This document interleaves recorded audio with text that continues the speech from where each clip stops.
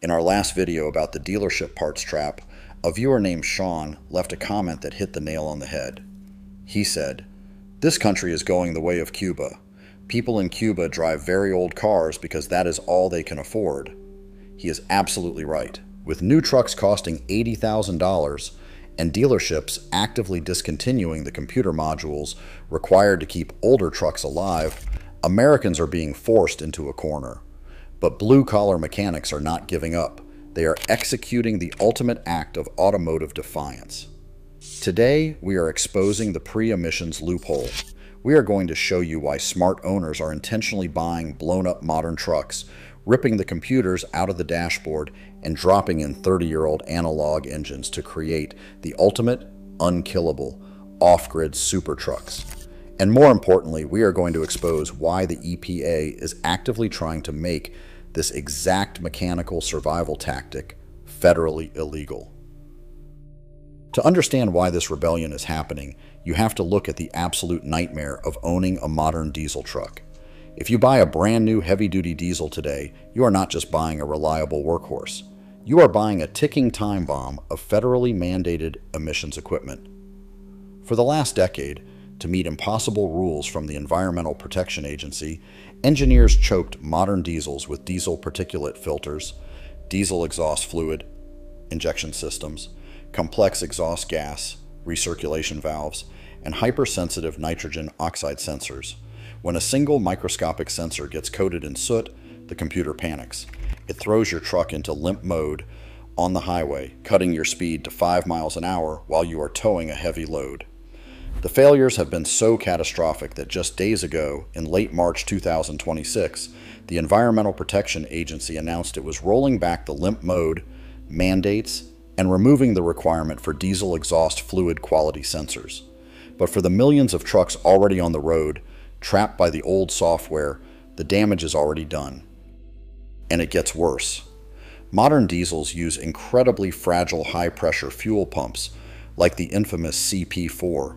When that pump fails, it sends microscopic metal shrapnel through the entire fuel system, destroying the injectors and the fuel lines. A modern diesel engine failure is no longer a mechanical issue. It is a hostage situation controlled by the vehicle software, and it routinely costs $8,000 to $15,000 to fix. And when it breaks, the dealership is the only one with the proprietary scanner allowed to clear the code and get you back on the road. So what is the solution? You execute the ultimate bypass. Smart mechanics are hunting down modern Ford Super Duties and Chevy Silverados with blown factory engines. They buy them for pennies on the dollar because the electronic powertrain is completely destroyed. Then they rip out miles of useless copper wire, pull the fried computers off the firewall, and drop in the holy grail of diesel engineering, the 5.9-liter 12-valve Cummins from 1994 to 1998. When you drop a mechanical Cummins into a modern Ford chassis, a swap so popular the industry literally calls it fummins, you achieve vehicular perfection. You get the modern, comfortable, heavy-duty suspension, the quiet cab, and the aluminum body of a newer truck, but it is powered by an untrackable, million-mile analog heart from the 1990s. You have effectively built a ghost truck. Why the 12-valve? Because it is 100% mechanical. It uses the legendary Bosch P70100 mechanical fuel injection pump. It does not have an engine control module, it does not connect to the internet, and it does not report your emissions to a corporate server. To make a 12-valve Cummins run, you only need 3 wires, one for the starter, one for the alternator, and one to hold the fuel shutoff solenoid open. That is it. Once you physically lock that fuel solenoid open, you can literally disconnect the battery, remove the alternator, and the engine will continue to fire on pure, uninterrupted compression until the tank runs dry.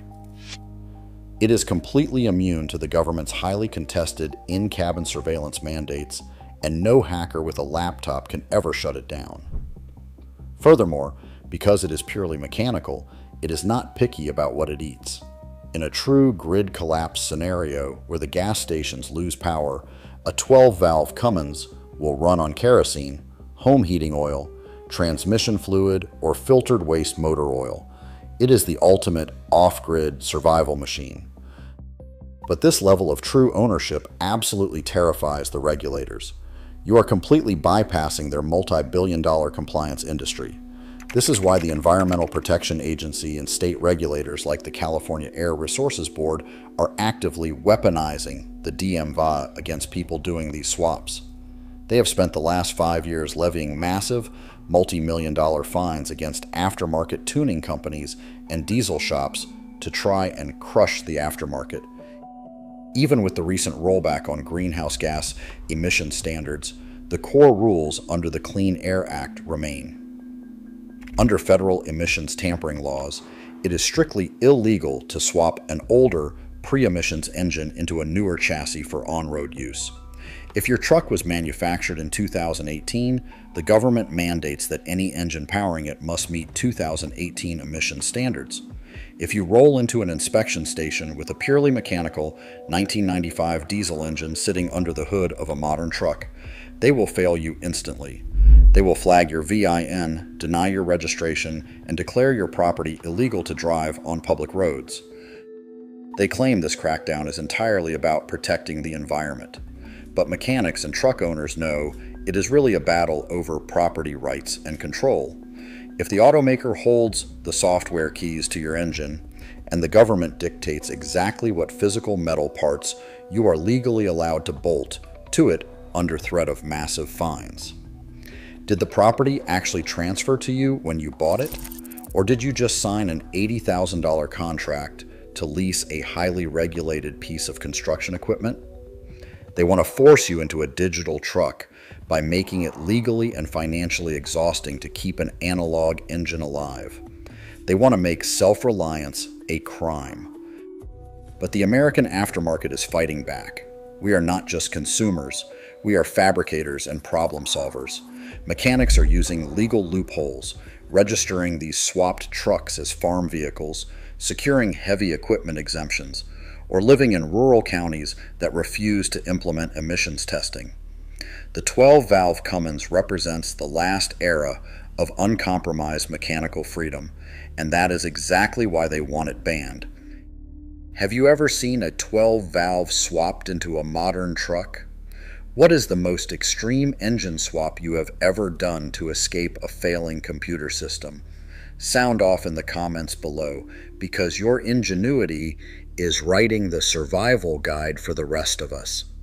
If you refuse to surrender your property to the dealership cartel, hit the subscribe button to join the resistance.